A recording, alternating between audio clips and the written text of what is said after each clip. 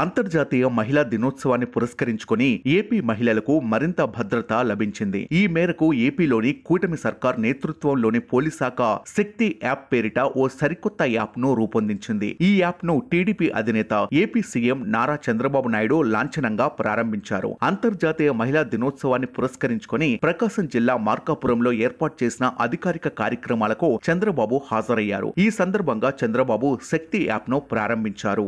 గతంలో దిశ యాప్ పేరిట మహిళల సేఫ్టీ కోసం ఓ యాప్ ను తీసుకొచ్చిన సంగతి తెలిసిందే. యాప్ తో పాటు దిశ పేరిట ఓ చట్టాన్ని కూడా రూపొందించింది. అయితే ఈ చట్టానికి కేంద్రం నుంచి అనుమతి లభించకపోవడంతో దిశ చట్టం ఇప్పటిదాకా అమలులోకి రాలేదు. తాజాగా ఏపీలో పాలనా పగ్గాలు చేపట్టిన కూటమి సర్కార్ మహిళల భద్రత కోసం మరింత మెరుగైన సేవలతో కూడిన యాప్ ను అందుబాటులోకి తీసుకువచ్చింది. అంతేకాకుండా పోలీస్ శాఖలో మహిళలు, చిన్నపిల్లల భద్రత కోసం women and child safety wing పేరిట ఓ ప్రత్యేక విభాగాన్ని ఏర్పాటు చేశారు. దీనికి ఐజీ ర్యాంకు కలిగిన ఐపీఎస్ అధికారి నేతృత్వం వహిస్తారు. ఇక శక్తి యాప్ విషయానికి వస్తే ఈ యాప్ ను డౌన్లోడ్ చేసుకున్న మహిళలు తాము ఆపదలో ఉన్నప్పుడు కేవలం తమ ఫోన్లను 3 సార్లు షేక్ చేస్తే సమీపంలోని పోలీస్ స్టేషన్ కు సమాచారం వెళ్తుంది. అక్కడి నుంచి పోలీసులు కేవలం 5 నుంచి 7 నిమిషాల్లో ఆపదలో ఉన్న మహిళ వద్దకు చేరుకుంటారు. వారిని ఆపద నుంచి రక్షిస్తారు. ఇక ఈ యాప్ లో ఈ తరహా భద్రతతో పాటుగా పలు కొత్త ఫీచర్లను కూడా జత చేశారు. పోలీస్ స్టేషన్ కు వెళ్లకుండానే మహిళలు ఈ యాప్ ద్వారా కంప్లైంట్ చేయవచ్చు.